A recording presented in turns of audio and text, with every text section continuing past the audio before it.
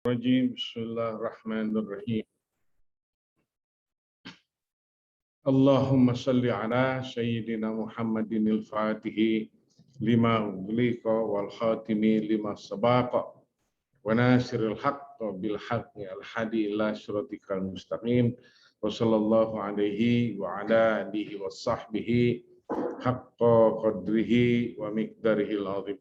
Allahumma salli ala Sayyidina Muhammadin wa ala ali Sayyidina Muhammad kama sallaita ala Sayyidina Ibrahim wa ala ali Sayyidina Ibrahim wa barik ala Sayyidina Muhammad wa ala ali Sayyidina Muhammad kama barakta ala Sayyidina Ibrahim wa ala ali Sayyidina Ibrahim fil alamina innaka Hamidum Majid.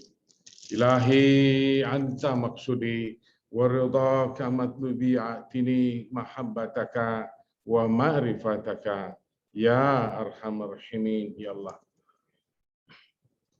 A'udzubillahi minasyaitonir rajim. Qul huwallahu ahad, Allahus samad, lam yalid wa lam yulad wa lam yakul lahu kufuwan ahad. Para sahabat sekalian, Assalamualaikum warahmatullahi wabarakatuh. Alhamdulillah wa syukru ala ni'amillah. Kita setiap gerakan maka patut kita bersyukur kepada Allah Ta'ala waktu kita diberikan lagi oleh Allah Ta'ala untuk mengaji lagi, untuk membuka, membedah, menjabarkan sesuatu apa gerangan yang harus kita laksanakan. Jadi bukan hanya berbentuk sebuah ilmu pengetahuan seperti mengaji biasa, lalu kita menjadi pandai, lalu kita menjadi mengerti, tetapi kita tidak mengerjakannya. Ciri-ciri para salik atau para mutasawwif, orang yang berjalan di jalan tasawuf ini, apa yang diketahuinya adalah dijalankannya dan melihat ke dalam dirinya sampai di manakah dia gerangan ketatnya peribadatan kepada Allah Subhanahu wa taala. Itu adalah sesuatu ukuran sesungguhnya siapa gerangan kita yang sebenarnya, yang begitu jauh, yang begitu jangan bicaralah tentang mengenal Allah Ta'ala, tentang diri kita saja kita belum mampu membenahinya. Jadi tidak bicara tentang bahasa tasawuf yang serem-serem dulu, tetapi periksa dulu sampai di mana gerangan kita keadaan. Atas dasar itulah minggu lalu kita bicara tentang sedikit menyinggung pertaubatan. Nah, di sini kita melihat kebiasaan keburukan kita, melihat berbagai macam kelemahan kita yang tidak usah kita mengulanginya. Ketat kita di dalamnya. Itu yang pertama. Apakah itu sudah kita menjalankannya dengan ketat? Ini adalah sifat-sifat dasar atau basic di dalam perjalanan. Yang kedua, kemarin berbicara tentang waro. Para sahabat sekalian, waro sangat luas dan berkelas-kelas. Bisa dirasakan, mungkin sudah diterangkan minggu lalu, saya lupa, adalah setiap orang yang di dalam pertaubatannya dia berketat, lalu dia memasuki pintu gerbang waro. Tandanya adalah peribadatannya bertambah. Tidak monoton, tidak seperti itu. Setiap daya pikirnya terperinci. Yang dia mengaitkannya apakah ini kelalaianku, apakah ini perbuatan dosaku, apakah ini kedurhakaanku. Nah, saya memakainya bahasa itu. Mengapa ada disebut kedurhakaan? Ketidakbersyukuran di dalam setiap keadaan, itu kedurhakaan kita terhadap Allah Ta'ala, para sahabat sekalian. Para pejalan sejati, di dalam setiap gerakannya, atau di dalam setiap sholatnya, muhasabahnya berjalan. Perhitungannya terhadap bentuk-bentuk peribadatannya terus dilihatnya. Dan dia tidak merasa di dalam dadanya peribadatannya adalah lebih baik dari yang lalu. Biasanya kalau Allah berkenan. Hati-hati, semua dari Allah Ta'ala. Kalau Allah berkenan menghunjamkannya ilmu pengetahuan.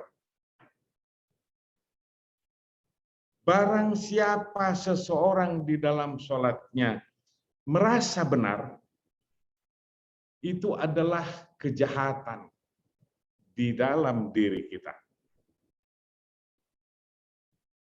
Bukankah di dalam sebelum sholat kita ada keberhati-hatian, dan di dalam sebelum melangkah ke dalam sholat itu kita membaca ilahi anta maksudi wa ridhaka matlubi,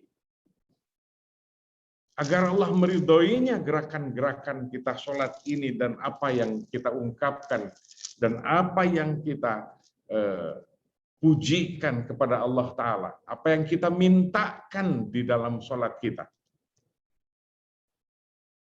Karena sholat terdiri daripada itu.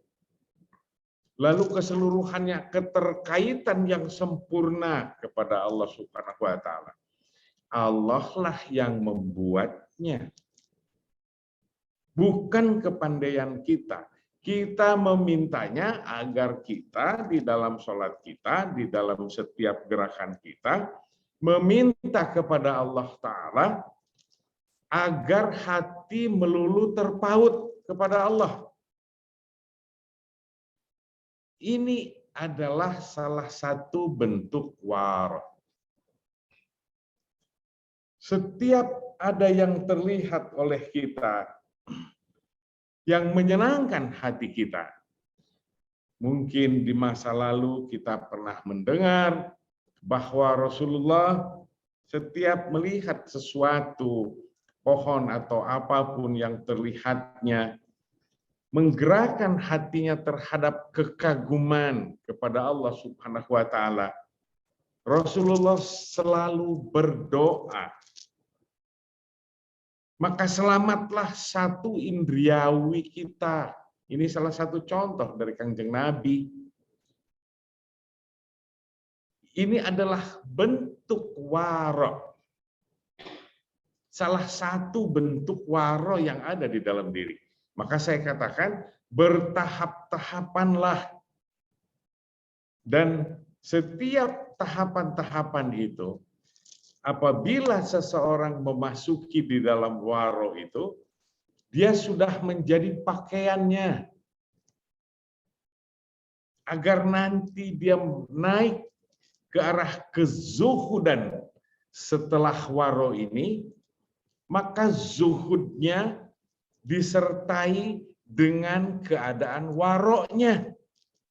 Begitu para sahabat kira-kira. Bukan, oh makom zuhud tuh begini dan begini. Bukan itu. Itu banyak di dalam kitab-kitab. Boleh dibaca sebagai ilmu pengetahuan. Tetapi cara mengerjakannya adalah semuanya kita meminta kepada Allah Ta'ala berdasarkan bekerjanya berdasarkan apa yang diberikan oleh mursyid kita. Itulah yang kita kerjakan untuk mencapai itu. Semoga waro itu masuk, sehingga tahapan yang lain nanti akan memasukinya, disertai dengan keindahan keadaan waro yang ada di dalam kita sebagai amalan, sebagai pakaian, sebagai hiasan, dandanan kita di hadapan Allah Subhanahu wa Ta'ala, dengan harapan Allah berkenan kepada kita di dalam setiap gerak dan apalagi peribadatan. Baik, para sahabat sekalian. Para ahli wara di dalam peribadatannya ada yang terlihat, dirasakan, dirinya sendiri mengetahui, tetapi tiada rontaan-rontaan, walaupun sezarah di dalam dadanya, keinginan untuk dipuji oleh orang lain. Tidak ada. Apabila sebuah percontohan-percontohan keadaan, biasanya para masyaikh memberikan percontohan-percontohan kepada salik-saliknya agar itu diamalkan. Apabila sang salik memasuki sebuah keadaan yang disebut waro itu, menurut kadarnya, saya katakan, bisa itu menjadi amalannya. Dan dia laksanakan terus, dan dia mengingatnya terus. Dia memakainya itu dandanan waro itu terus di dalam kehidupannya.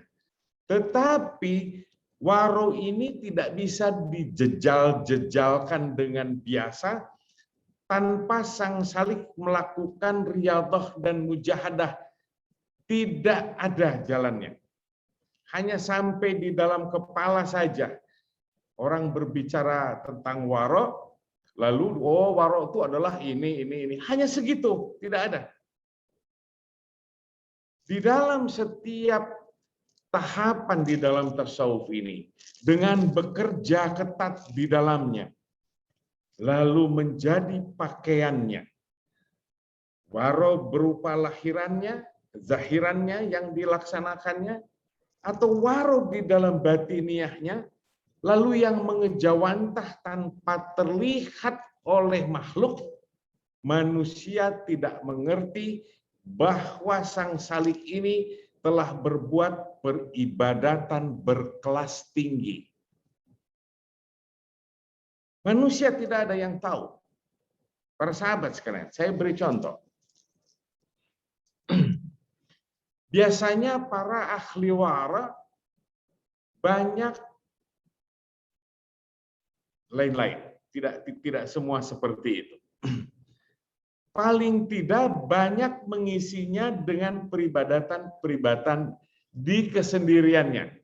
Salah satunya entah diketahui oleh orang banyak, entah tidak diketahui, tetapi dirinya sama sekali tertutup hatinya dari keinginan pujian-pujian.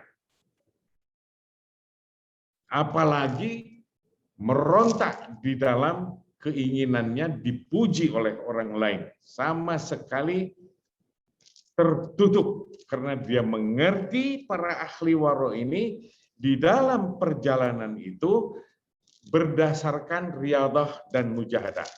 Salah satunya, ya, tidak melulu ini. Karena takut kosongnya di dalam hatinya, maka mengisinya dengan pekerjaan, salah satunya misalnya dengan sholat. Sholat sunat awabin misalnya. Ini hanya salah satu saja untuk mengisinya. Dan banyak isian-isian lain.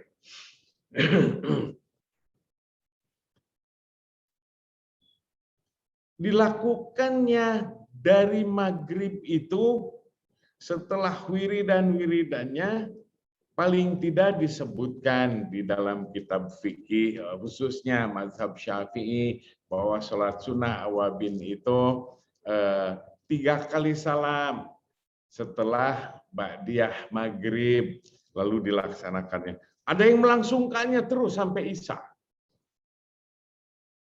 Dari Isya ada yang melangsungkannya terus. Dilakukannya sholat awabin atau sholat mutlak yang tidak disebutkan rakaatnya. Ada yang memakainya 2 kali salam, tetapi di mazhab lain saya melihatnya para saliknya disuruhnya lah oleh syekhnya mengerjakan tidak 2 rakaat salam, tapi terus ada. Kita berpegang saja kepada mazhab kita Syafi'i dan tidak boleh menyalahkan yang tadi karena itu sebuah peribadatan dan ada dalil-dalilnya. Lalu ba'da duha, ini urusan sholat saja. Ba'da sholat duha dilanjutkannya. Kalau di mazhab lain ada yang sampai tergelincirnya matahari, sedangkan di mazhab Syafi'i diharamkan sholat saat matahari tergelincir. Sebelum zuhur, sudah mendekati zuhur. Terkecuali hari Jumat. Nah, begitu kita belajar fikih di dalam bab sholat di masa lalu seperti itu. Tetapi diisinya terus dengan sholat-sholat. Ada yang duduk lagi dengan berzikir lagi, melatih dirinya saat menyebutkan kalimat la ilaha illallah. Dia tetap bersama-sama dengan Allah Subhanahu wa taala, tidak asal berbunyi mulutnya. Melakukan atau mengisi waktu-waktu sholat yang tidak diharamkan waktunya. Dari zuhur sampai asar misalnya. Asar ke sana diharamkan, tidak dilakukan. Nah, ini bagi yang berkecukupan waktunya. Sedangkan salik-salikku banyak yang masih dalam kehidupan bekerja. Lalu di dalam kebekerjaannya itu mengisi waktunya, adakah waro itu terisi dan tetap memakai dia jubah kewaroannya di dalam dirinya agar tidak lepas dengan pengawasan Allah Subhanahu wa taala. Paling tidak disebut muraqabah yang paling awal, merasa diawasi. Seperti itu. Saya berikan contoh. Salah satu kecintaan dan kekaguman terhadap seorang alim. Beliau seorang wali. Persahabat sekalian, mungkin saya pengajian di masa lalu.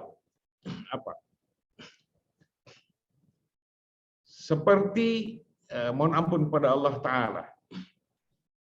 Imam Qushairi misalnya. Kalau salah saya mohon ampun karena saya jarang membaca kitab-kitab, sudah lupa. Dan karena kemalasan saya saja. Bertemu dengan seorang syekh yang dianggapnya orang alim. Kata Imam Qushairi, sekelas Imam Qushairi, maka hilanglah di dalam dadaku dan seolah-olah aku tidak mengerti apa-apa di dalamnya, di dalam ilmu-ilmu pengetahuan. Gelap yang kurasakan setiap aku berhadapan dengannya. Para sahabat sekalian, salah satu ciri kewalian, mohon ampun pada Allah Ta'ala, semoga tidak salah. Semoga Allah merahmati kita semuanya. Semoga Allah merahmati para sahabat yang saya cintai. Dia dihujani oleh ilmu pengetahuan oleh Allah Subhanahu wa Ta'ala. Tetapi saat itu gelap. Sekali lagi mohon ampun kalau salah. Saat itu kata Syekh Imam Qushairi, seolah-olah ya Allah, jangan-jangan lepaslah kewalianku. Sampai berbicara tentang bahasa kewaliannya itu. Jangan-jangan hilang kewalian. Gara-gara rasa ta'zim dan berhadapan dengan orang alim yang seperti itu. Salah satunya itu. Baik, satu lagi. Teringat dan sering saya bicarakan, tetapi ini masih ada di lingkungan tahapan keadaan waro di dalam keberhati-hatian, lalu memasang sebuah rasa hormat kepada yang dikaguminya. Misalnya Syekh Ibnu Arabi menduduki tempat Syekh Imam Al-Ghazali saat setiap sholat berhalwat yang Syekh Imam Al-Ghazali disuruh oleh mursyidnya untuk halwat di sebuah menara. Nah, itu diperkirakan, katanya masjid itu disebutkan di dalam cerita-cerita bahwa diperkirakan nanti Imam Mahdi akan dari situ atau apa. Saya tarikh saya agak bodoh, saya bodoh. Saya tidak mengaji tarikh yang kebanyakan saya tersita dan tenggelam di dalam ilmu yang satu ini, sehingga saya sangat bodoh tentang tarikh, mohon dimaafkan. Maka didudukinya tempat Syekh Imam Al-Ghazali sholat di sebuah sudut masjid. Jadi Syekh Ibnu Arabi menduduki tempat itu. Saking keadaannya, ya Allah, jadikanlah aku agar ingin seperti Syekh Imam Al-Ghazali. Duduk beliau di situ, Syekh Ibnu Arabi. Setiap sholat di situ, didudukinya 1 tahun lamanya. Di dalam sebuah keadaan masuk, saya terlalu yakin itu adalah muraqabah. Mengalami sesuatu, lalu bertanya kepada yang mengantarnya, di manakah aku ini? Kata Syekh Ibnu Arabi kepada yang mengantarnya. Nah, pasti, mohon ampun, bukan pasti, tetapi saya menganggapnya ini di dalam muraqabah. Ya Ibnu Arabi, katanya, ini di langit yang kedua. Oh, begitukah? Tetapi tiba-tiba terlihat sebuah cahaya melesat yang amat sangat tidak bisa dihinggakan, kata Syekh Ibnu Arabi. Cahaya itu warna dan gemilangnya seperti apa tiada di dalam bahasa. Melesat ke atas. Kata Syekh Ibnu Arabi, mulia sekali orang itu. Seperti apa gerangan amalnya? Seperti apa gerangan keadaannya yang seperti itu. Lalu kemudian bertanya kepada yang mengantarnya, siapakah gerangan itu? Orang yang sangat dimuliakan Allah itu. Betapa cahayanya melesat ke angkasa. Dan begitu indahnya. Sehingga aku sangat kagum terhadapnya. Yang mengantarnya mengatakan, ya Ibnu Arabi, itu Ghazali, katanya. Kata Syekh Ibnu Arabi, subhanallah. Lalu, pergi ke langit, berapakah gerangan? Sedangkan ini adalah langit yang kedua. Kata yang mengantarnya, aku pun tidak tahu. Ini malaikat ini yang mengantar. Siapa yang bisa mengantar sampai sana? Kata malaikat itu, aku pun tidak tahu. Inilah dia sebuah keindahan. Rasa cinta kepada orang alim. yang dipakai di dalam dadanya, yang dimintakan kehebatannya agar hibah sampai ke dalam diri kita, lalu kita memakai amal-amal itu di dalam kewaraan dan ketawaduannya di dalam peribadatannya. Para sahabat sekalian, ini salah satu bentuk-bentuk hal yang seperti itu disebut al-hal yang saya terangkan di masa lalu. Berbeda dengan keimanan. Minggu lalu pula. Jadi ini saya berikan contoh lagi. Bisa saja di dalam pertaubatan menanjak.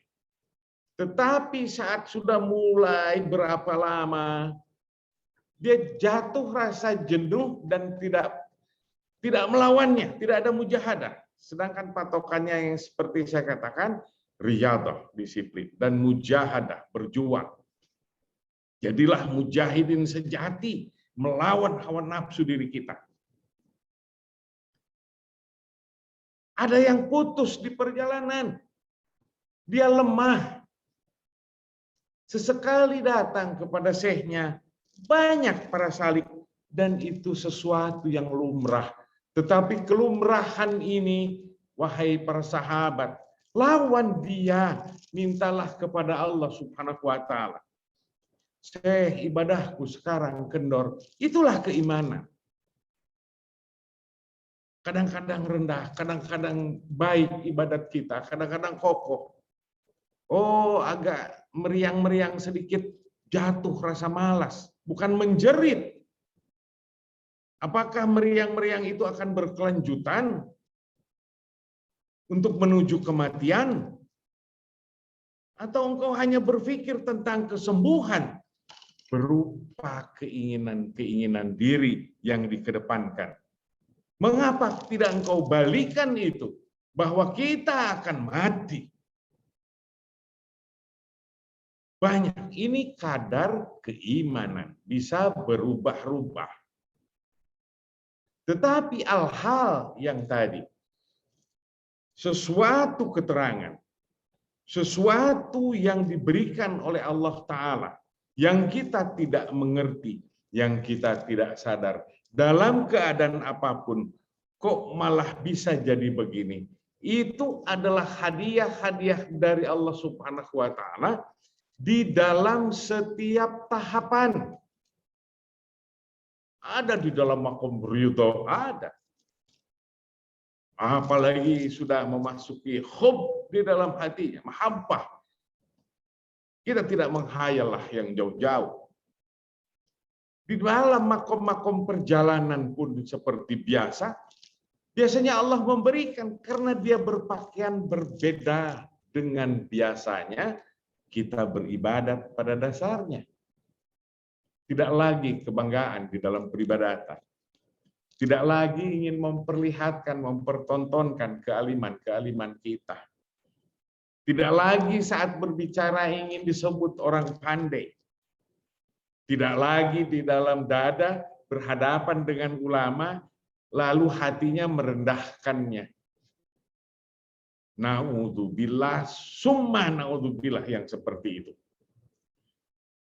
Pelihara keadaan ini di dalam waro itu.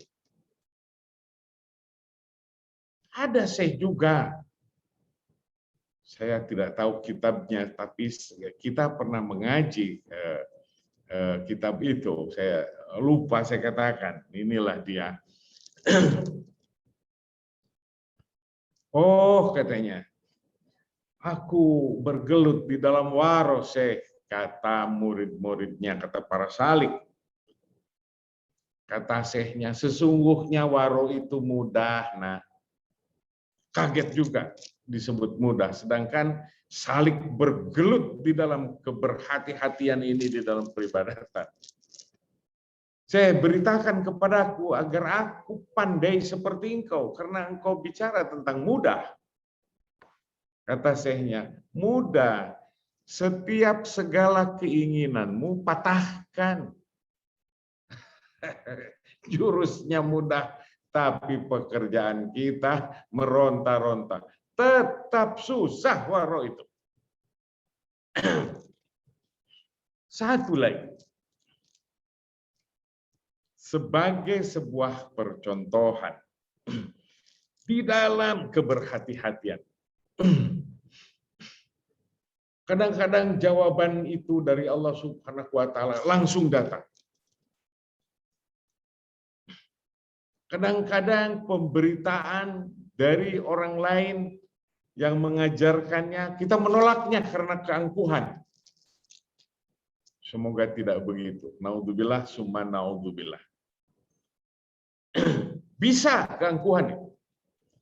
Padahal kadang-kadang ilmu itu datang dari anak kecil. Dari anak kecil. Sahabat sekalian, suatu saat saya kehabisan akal. Ini saya berbahasa seperti itu saja, yang jelas. Kebodohan dan kehabisan akal. Di depan rumahku, di depan, dulu sebuah taman, sebelum masjid, ada pohon palem 2 di situ.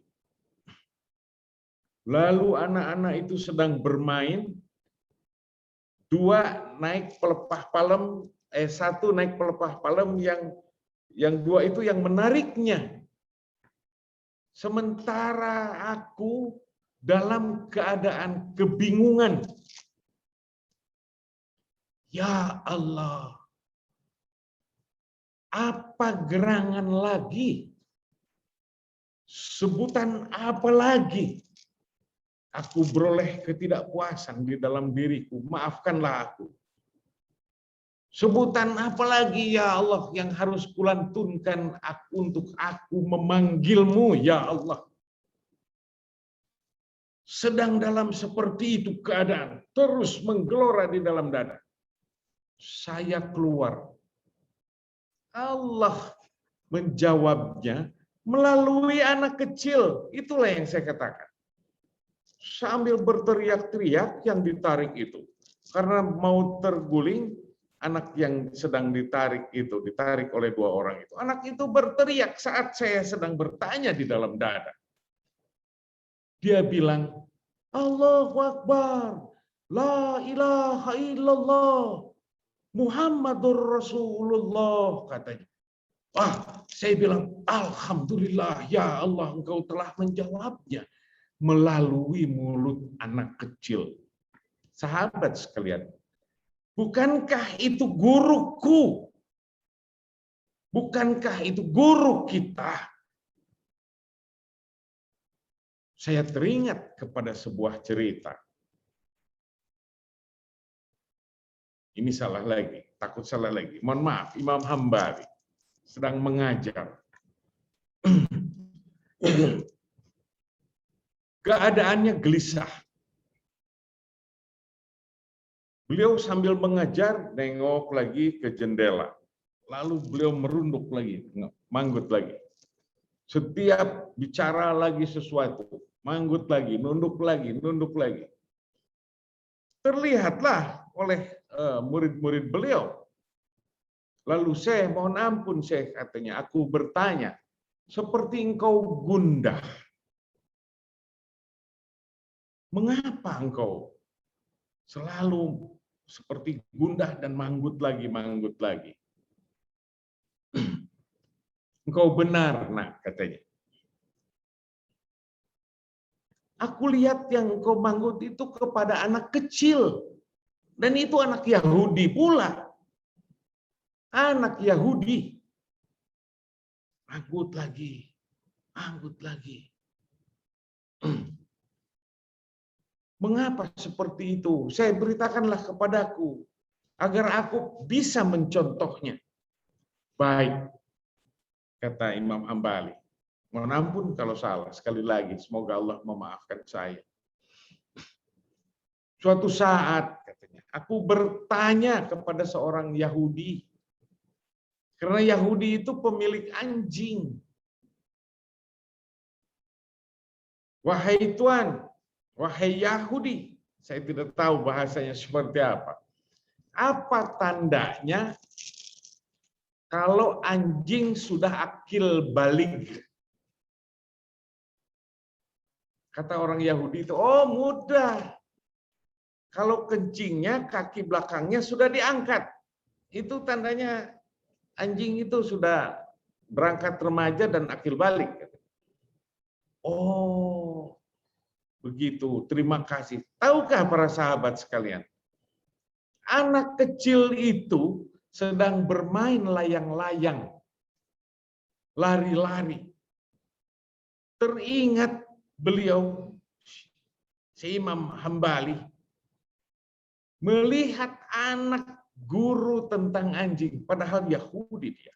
Anaknya pun dihormat. Seperti itulah keadaan sebuah ketawaduan, sebuah kehati-hatian.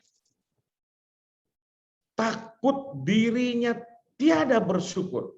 Kira-kira kalau ini adalah bahasa saya.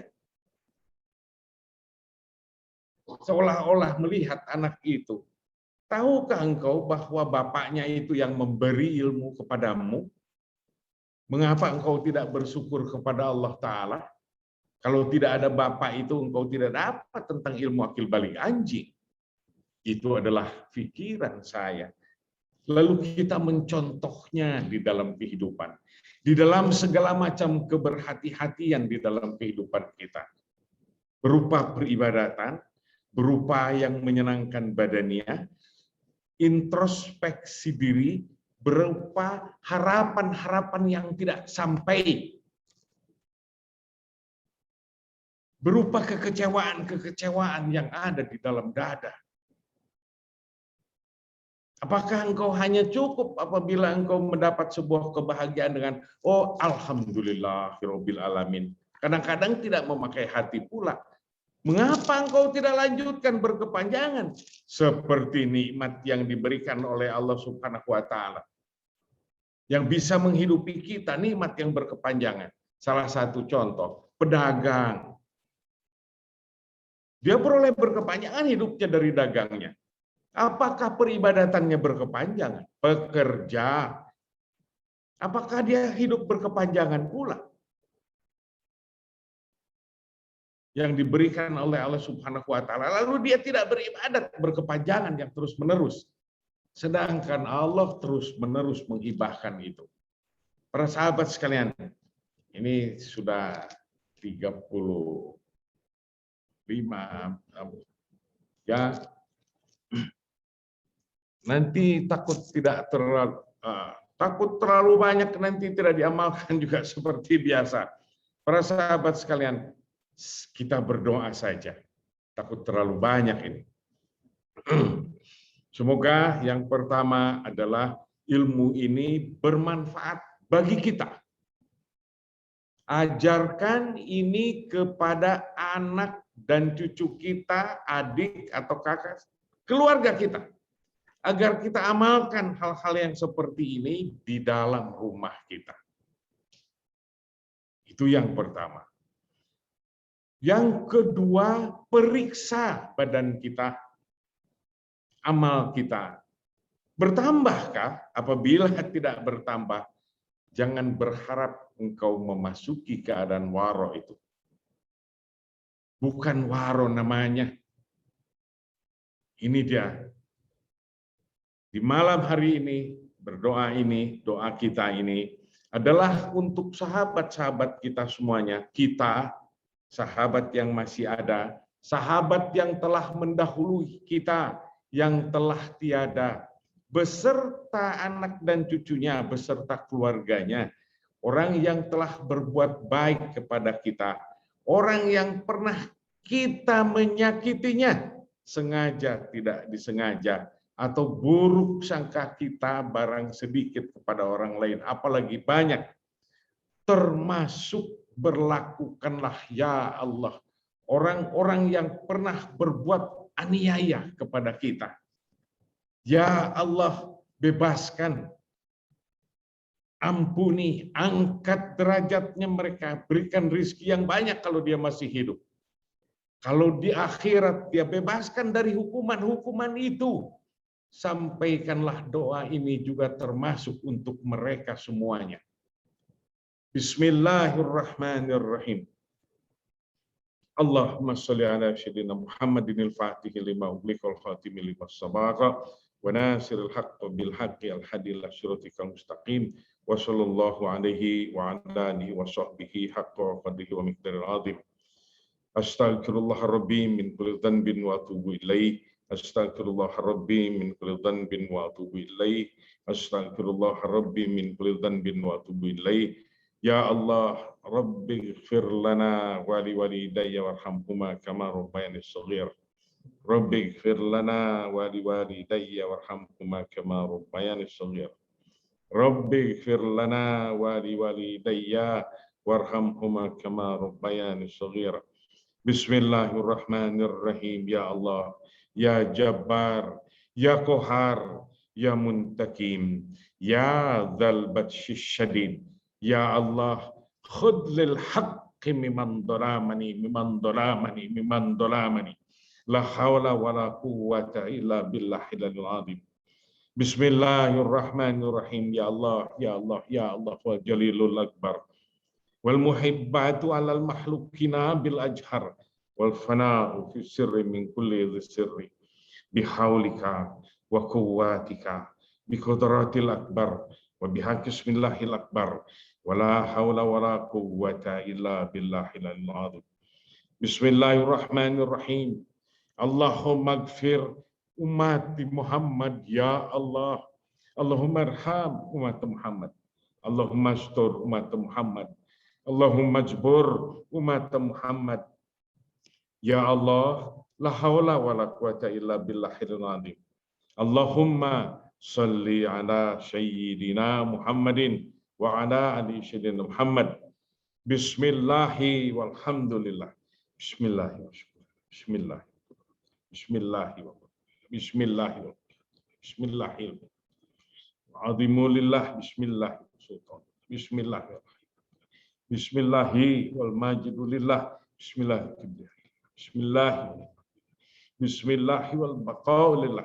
Bismillahi walhamdulillah. Ya Allah, bismillahi la haula wala quwwata illa billahil azim. Bismillahirrahmanirrahim. Allahumma dhi sultanil azim wa dilmanil qadim bil wajhil karim wa walil kalimatit tammati wa da'watil mustajabati fil hasani wal husaini min anfusin haqqi ainil khadarati wa nadhirina wa ainil insi wal jin wa iyakadul ladzina kafaru la yuzlikunaka bi absorhim lama syamil dzikra wa yakhulun lahu wa ma huwa ila dzikrul lil alamin wa mustajabu Luqmanil Hakim wa risa Sulaiman Daud alaihissalam wal wadudu dzul arsyil majid. Ya Allah, tawil umri wa sahih ajsadi waqdi hajati waksir amwali wa auladi wa habib linnasi ajmain wa taba'adil adha wa takullaha min bani Adam alaihissalam man kana hayya wa yahiqal qawlu alal kafirin wa hujal haq wa zahaqal batil innal batila kana zahuqa wa nunazzilu minal Qur'an ma huwa shifaa'un wa rahmatul lil mu'minin wa la yazidu dhalimina illa khasara. Subhana rabbika rabbil izzati amma yasifun wassalamun alal mursalin walhamdulillah rabbil alamin. Amin ya Allah ya Rabbal. Alhamdulillah rabbil alamin. Ya Allah, semoga Allah berkenan menerima segala apa yang kita lakukan di malam hari ini, dan Allah menyebutnya sebagai, atau Allah menganggapnya, harapan kita ini sebagai peribadatan kita, sebagai sesembahan kita, sebagai tanda ketaklukan kita kepada Allah Subhanahu wa taala. Amin ya Allah ya Rabbal alamin. Ya Allah, sallallahu alaihi